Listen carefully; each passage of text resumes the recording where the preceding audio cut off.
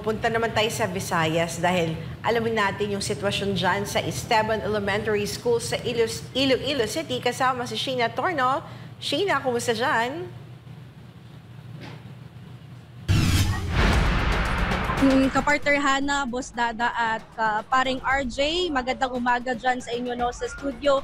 Nandito na ako ngayon sa Esteban Juntado Elementary School. Dito yan sa Barangay Kalumpang, Molo, Iloilo City. Kanina ay galing tayo doon sa Baluarte at nakita natin, personal natin nakita yung sitwasyon, yung mga kalagayan ng mga botante, ng mga poll watchers, election officers. At ngayon, nandito tayong umaga at mga kapartner, eto, makikita nyo sa aking likuran, siksik, punuan, yung mga botante na nandito ngayon sa cluster precinct.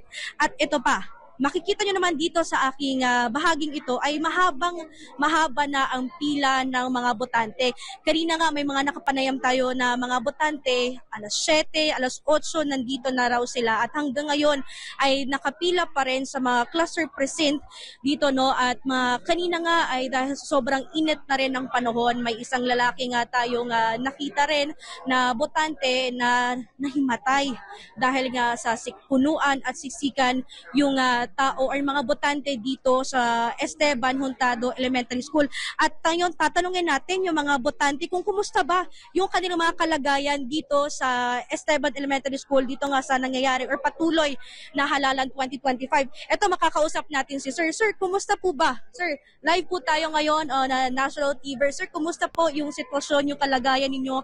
Ilang oras na po kayo nakapila? Kayo po ba kumusta po kayo ngayong araw na to? Opo, mainit na mainit. Tapos 2 oras ako na nakapila. Magtatatlo na po kami dito. Sir, ano bang paliwanag sa inyo ng mga election officer dito? Bakit ganito kahaba yung pila dito? Nagpapalya daw yung machine.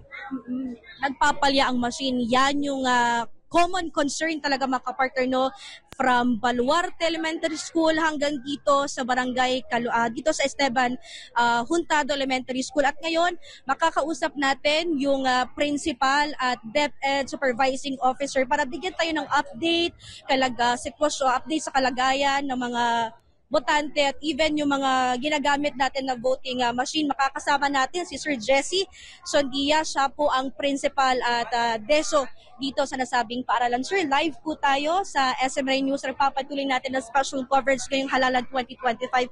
Sir, bigyan niyo po kami ng update kasi yung common concern talaga ng ating mga kababayan, yun nga, mahabang pila, aberya sa voting machine.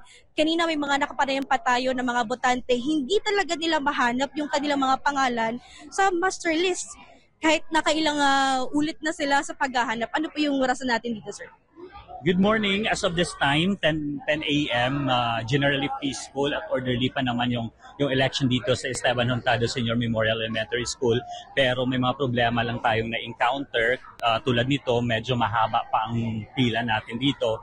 And I asked the EBs regarding this kung bakit na medyo mahaba. Kasi hindi naman lahat ng mga polling center ay mahahaba. Ito medyo mahaba siya. Actually, pina-open ko na yung 2 rooms, adjacent rooms. At ang dito, medyo mahaba pa rin. And I asked the EBs, sabi nila medyo may kabagalan yung machine. O minsan kailangan pa nilang i-load ng 2 beses bago ma-read ng machine. So, it takes time, nagko-consume siya ng time, kaya siguro humahaba. So, in our part as DESO, ang ginagawa namin, nagbibigay kami ng mga extra chairs. Bago lang sinabihan ko yung JO namin na ipa-open pang isang room, tapos maglalagay pa kami ng additional chairs for them to become comfortable. Kasi mainit yung panahon Yung napasukan ko bago lang na room, medyo nainitan na sila. So, I asked also the EBs that they will do everything para mapabilis yung pagboto ng ating mga kababayan dito sa Kalumpang. Kanina nga, sir, may mga senior citizen. Ito, 5 a.m., pumunta na talaga dito sa nasabing paaralan para sana yung excitement nila ba para bumoto. Sadly, hindi nila mahanap yung kanilang mga pangalan kahit nakailang present list or master list na pinuntahan. Ano pong nangyari dito, sir? bilang DESO, actually, yung Esteban Juntado Elementary School ay kumikater ng Kalumpang, Barangay Kalumpang. Ang Kalumpang ay ang pinakamalaking barangay sa lungsod ng Iloilo. More or less, meron tayo mga 9,000 voters dito, kaya in-expect namin na medyo crowded yung place. Isa sa mga concern natin na pinaabot sa akin kanina is hindi nila mahanap yung kanilang mga names sa mga master list natin. So ang ginagawa namin, kahit nga ako, tumatayo ako doon sa malapit sa entrance ng office, at kung may nag-a-approach sa akin, kung hindi nila nakikita yung kanilang mga pangalan, ginagamitan ko ng finder ng COMELEC. Okay? So, pati yung aking DESO support staff, yun yung ginagawa. Tapos dito sa Iloilo City, meron din kaming GC. Yung mga may concern at hindi nila nahahanap, pinipicturean namin, kinukuha ang details, tapos pinopost namin sa group chat, and yung COMELEC Iloilo City naman ay gumagawa ng paraan upang mahanap kung sasabihin nila kung deactivated yung voters or hindi talaga na ipasama sa list. So ibig sabihin sir, itong Esteban Juntado Elementary School, kumbaga maliit siya para doon sa population at saka registered voters. Yes, I agree with that statement. With this very small na place, meron kaming 9 clustered precincts. So 9,000, makikita naman natin na panay-pasok ng tao, parang hindi na uubos. Okay, so I suggest siguro next time sa COMELEC na if possible, makahanap kami ng mga iba pang mga location, polling centers para dito, para just like hatiin yung 9 clustered precincts. Ang problema lang natin dito, nakausap ko kanina si Attorney Pinky, yung mga malalapit na school dito ay crowded rin. Medyo malayo yung mall dito. Kasi pag medyo malapit sana yung mall, pwede tayo makalagay doon ng mga polling centers. Last na lang sir, no, na tanong, kanina kasi may mga grupo na mga kalalakihan dyan na, yan, nagpo-form lang sila, pero may dala silang ang kakapal na mga listahan ng mga botante, registered voters, mga kapartner, no, na kumbaga parang logbook sa sobrang kapal. Nandoon lahat yung mga percent numbers ng mga voters. Ito po ba yung accredited ng COMELEC or even accredited po ninyo dito sa Esteban? I asked them kanina, napansin ko rin, I asked them, it's an initiative ng barangay kasi siguro ang barangay meron silang list.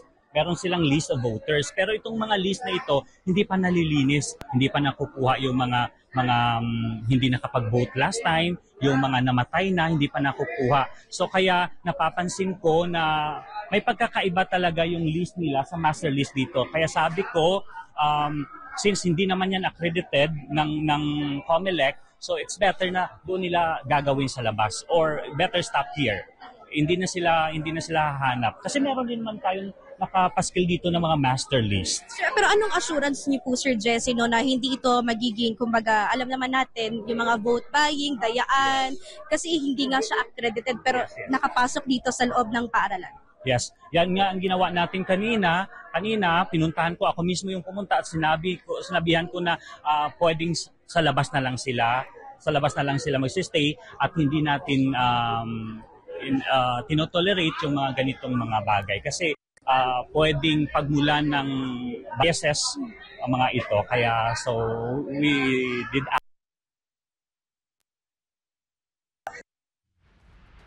siksikan, dagsa, sobrang init ng panahon. Sa mga kababayan namin dyan sa Barangay Kalumpang, alam namin na marami tayo dito. It's already, 10 a.m. pa naman, hanggang 7 p.m. pa tayo mamaya. So, ini-encourage ko yung iba na kung pwede, mamayang mga after lunch lang iba pupunta dito upang hindi tayo magkakasiksikan dito. Okay, maraming salamat Sir Jesse Sondia. Mga kapartner, siya ang Principal DepEd Supervising Officer dito sa Esteban Juntado Elementary School. Maraming salamat. At mga kapartners, ito muna yung update dito, no, sa Molo, Iloilo City. Balik sa inyo. Alright, Sheena, yun ang concern kasi na ni-raise mo, Sheena, no? Yung cost ng mahabang pila dyan ay dahil nagkaka-aberya because of the machines. At ang explanation ng principal is the cost is yung paper jam. Ito bang mga machine na yan na Sheena, na-clarify ba natin kung mga bago pa ito or this old machine? Kasi kung mga brand new ba to, bakit nagkakaroon ng paper jam? Dapat bago yan.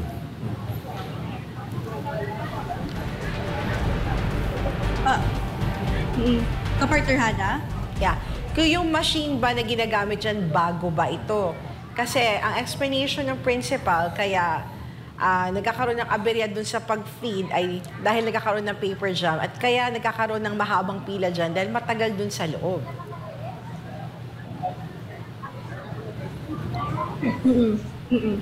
So, bago Kanina, ba? kapartner Hana, nakapanyam natin bago yung live interview natin kay Sir Jesse.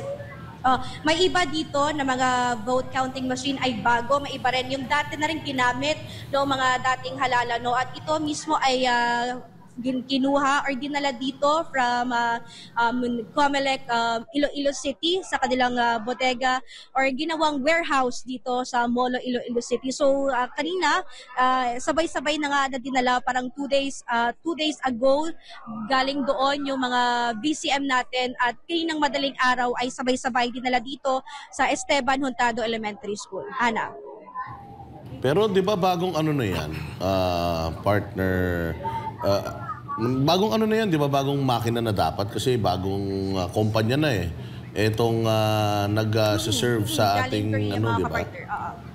Pero aside from yung mga usual na mga paper jams, ano pa yung mga naririnig mong reklamo dyan? Kasi nakita natin sa Facebook, si Attorney Lambino, bumoto siya, yung pangalan niya, hindi niya nakita doon sa resibo na inilabas ng makina at iba-ibang mga pangalan daw yung lumabas sa kanyang ibinoto. So may mga ganyang incidents na din bang reklamo dyan sa lugar na yan? Boss Dada, alam mo, kanina sa pag-ikot natin, wala naman tayong na timing no, na mga botante na ganun yung mga concern nila kagaya kay Attorney Lambino. Kanina lang, ito example, yung nahimatay na lalaki na botante kanina, nagpaalam or humihingi na siya ng pahintulot doon sa mga EB or election board natin kung pwede payagan siyang makaboto ng mas maaga dahil nga siya, kumbaga masama na yung kanyang pakiramdam pero hindi ito kumbaga inaprubahan ng EB kung kaya sa sobrang haba ng pila doon talaga sa area na yon or sa pila na yon nahimatay yung registered voters. So ito yung usually concern nila dito. Sana man lang bigyan ng konsiderasyon yung ibang mga botante na kumbaga may iba ng masama na ang pakiramdam yet kumbaga nandito pa rin para bumoto. Boss Dada. Kapartner, si paring RJ po, may idea po ba tayo dyan kung ilang machine na po ang pumapalya at kung gaano katagal bago ito gumana ulit?